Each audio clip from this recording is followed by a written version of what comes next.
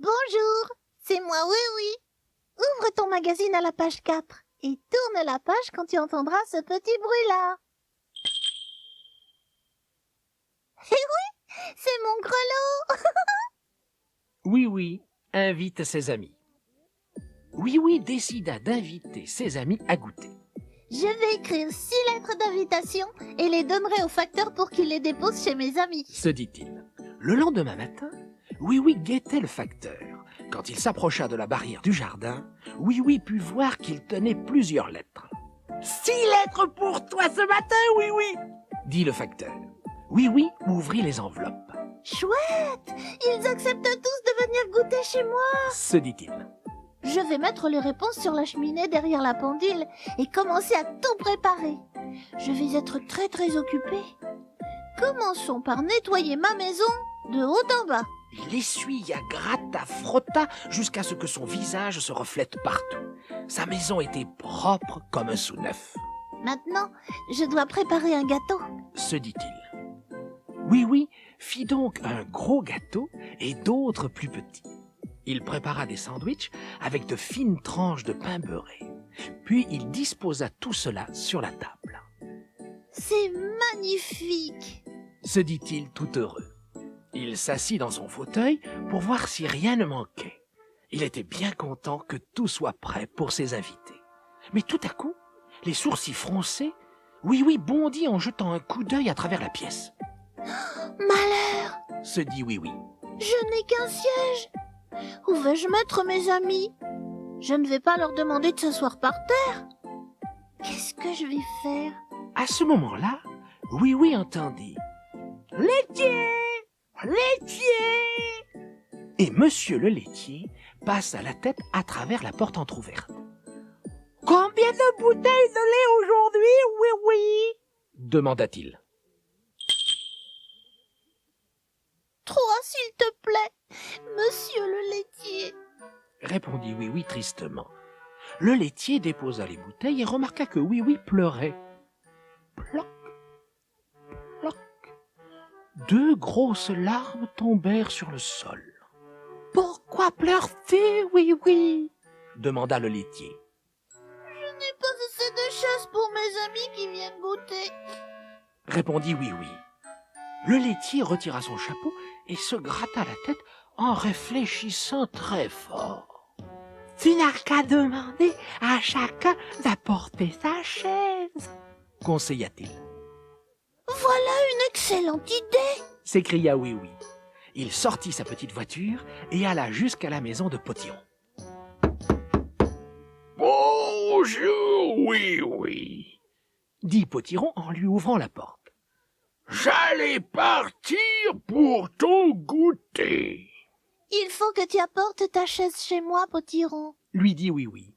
Les yeux de Potiron s'arrondirent d'étonnement et il répondit. « Je ne peux pas transporter ma chaise jusque chez toi, Oui, oui. Elle est trop lourde. » Oui, oui regarda le siège confortable de Potiron. C'est vrai, tu as raison. Il est bien trop lourd. Dit Oui, oui, mais Potiron eut une meilleure idée. « Transportons ma chaise jusqu'à la route et attachons-la à l'arrière de ta petite voiture. »« Démarre, Oui, oui !» cria-t-il en montant derrière lui. Oui, oui roulait très doucement. La chaise avait de bonnes roulettes. Elle roulait donc sans problème. Ils s'arrêtèrent devant la maison de mademoiselle Chatounette et attachèrent sa chaise derrière celle de Potiron. Ensuite, Oui, oui descendit jusque chez monsieur le gendarme. Le gendarme fronça d'abord un peu les sourcils. « Qu'est-ce que c'est que ces chaises ?» dit-il à Oui, oui.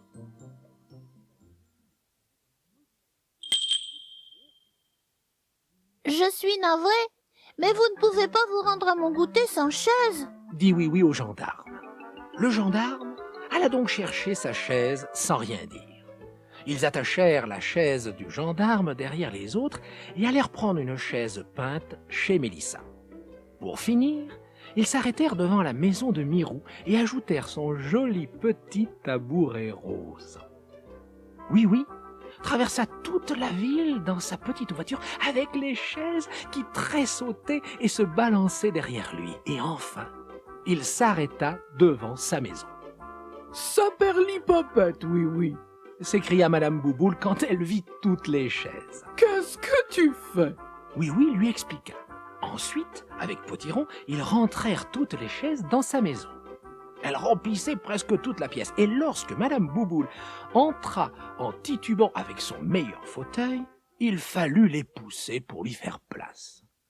Un par un, les amis de Oui-Oui frappèrent à sa porte, entrèrent et s'assirent chacun sur son siège.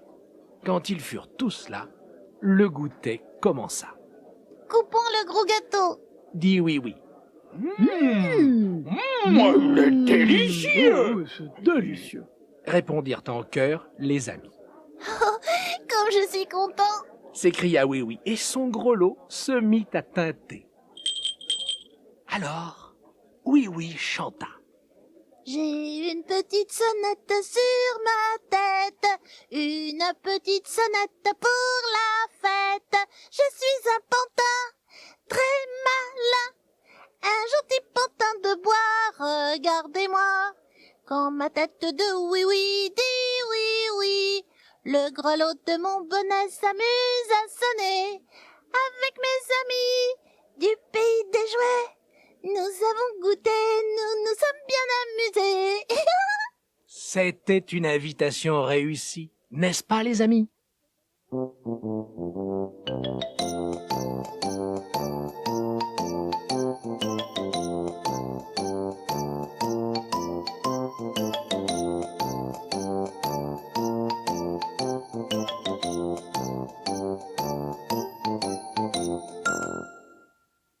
Maintenant, ouvre ton magazine à la page 27. C'est la kermesse. Lis les paroles de la comptine et chante avec moi. Quand le mot est écrit en rouge, tape dans tes mains. Venez tourner, sauter, danser autour du mât enrubanné. Prenez votre ruban en main. Tournez, tournez avec entrain. Les rubans voltigent en tournant. C'est un jeu vraiment amusant.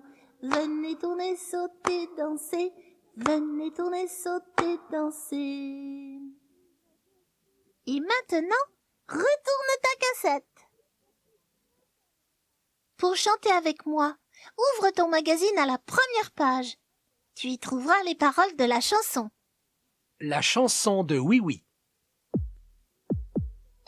Oui, je suis heureux aujourd'hui. Moi, le petit pantin, oui, oui. J'ai beaucoup de gentils amis et une jolie maison fleurie. J'ai aussi mon petit taxi pour transporter tous mes amis. Avec mon ami Potiron, tout le pays nous parcourons. Ma chère petite amie Mirou voyage souvent avec nous. Madame Bouboule et son époux roulent aussi dans mon taxi. Dans ma petite voiture à moi, je suis heureux comme un vrai roi. Venez, venez dans ma voiture, je pars chaque jour à l'aventure. La la la la la la la la la la la la la la la la.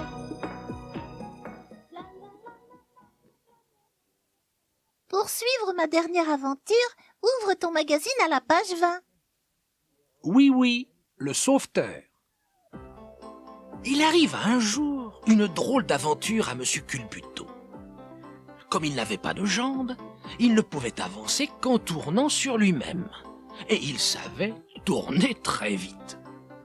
Ce jour-là, Monsieur Culbuto allait voir un de ses amis. « Quel est le trajet le plus court ?» se dit-il. « Je dois descendre le chemin tortu, puis passer par l'allée étroite et frapper au numéro 8. Je vais apporter des œufs à mon ami et nous déjeunerons ensemble. » Il tournoya donc avec son panier d'œufs en descendant le chemin, puis s'engagea dans l'allée étroite. Soudain, Monsieur Culbuto s'arrêta de tourner sur lui-même. « Pourvu que je ne reste pas coincé. C'est une rue vraiment très étroite. Je ferais peut-être mieux de reculer, » se dit-il. Alors, il aperçut Monsieur Haut-Chapeau, son ami, qui se penchait par la fenêtre pour le saluer. « Bonjour, Monsieur Culbuto !» lui cria-t-il. « Bonjour, Monsieur Haut-Chapeau !» répondit Monsieur Culbuto. « C'est bien étroit par ici, j'ai très peur de rester coincé. »« À mon avis, vous passez !» répondit Monsieur Haut-Chapeau. « Alors j'arrive !» dit Monsieur Culbuto en avançant un peu plus dans l'allée. Mais soudain, il hurla.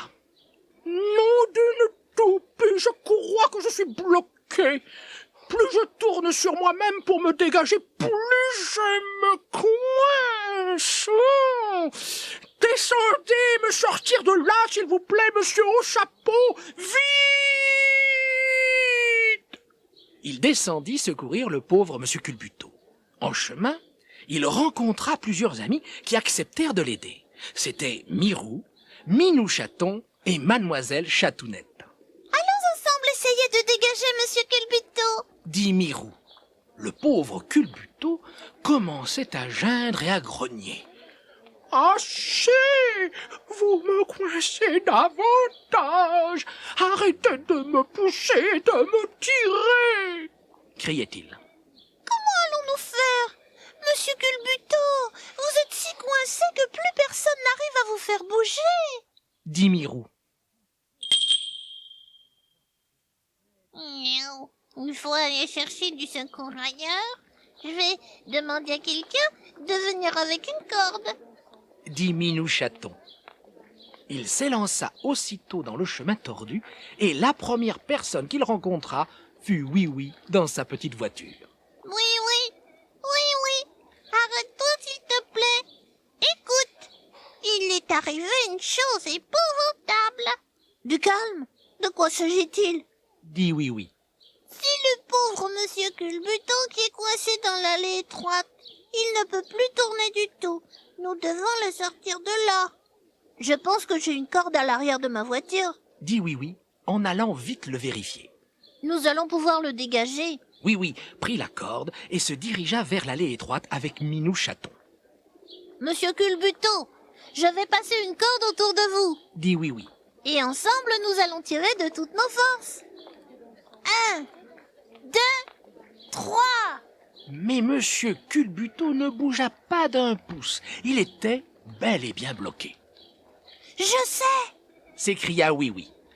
Je vais attacher un bout de la corde à l'arrière de ma voiture, puis je prendrai le volant.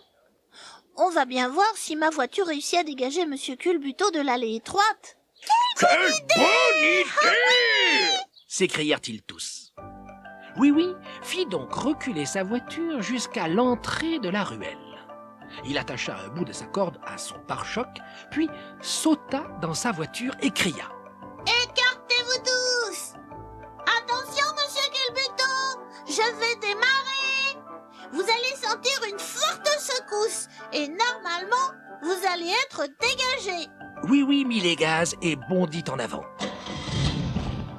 La secousse dégagea Monsieur Culbuto des deux murs de la ruelle. Il quitta l'allée étroite en tournoyant et déboucha dans le chemin tordu aux bruyantes acclamations de tous. Oui, ça y est! Bravo! Bravo, Oui-Oui! Bravo, oui! Oui-Oui arrêta sa voiture en haut du chemin tordu et regarda derrière lui. Monsieur Culbuto, très surpris et bien soulagé, était libre et le suivait en tournant sur lui-même. « Merci beaucoup, Oui-Oui !» lui cria-t-il. « Mais peux-tu me tirer encore un peu? Je crois que je n'arrive pas à tourner aussi bien que d'habitude. J'ai été tellement compressé. » « D'accord, lui répondit Oui-Oui. Allons-y. » La voiture redémarra. Monsieur Culbuto tournoyait derrière au bout de la corde. Monsieur le gendarme, qui passait justement par là, fut bien étonné du spectacle.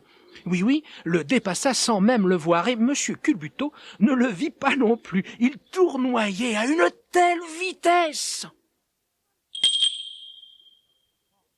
Qu'est-ce que c'est que ce cirque? Arrêtez-vous! Oh! Cria le gendarme, car dans sa très large oscillation, M. Culbuto buta en plein dans le gendarme, qu'il renversa. Au cri du gendarme, Oui, oui se retourna. Continue, oui, oui! Hurla M. Culbuto. J'ai foncé dans le gendarme et je l'ai bousculé! Il va être furieux contre moi et me gronder! Roule! Oui, oui, continua à rouler et ramena M. Culbuto chez lui. Entre-temps, il avait retrouvé toute son aisance pour tournoyer. Oh! Oh mon Dieu! Quelle aventure! Dit-il tout haletant. Plus jamais d'allée étroite pour moi!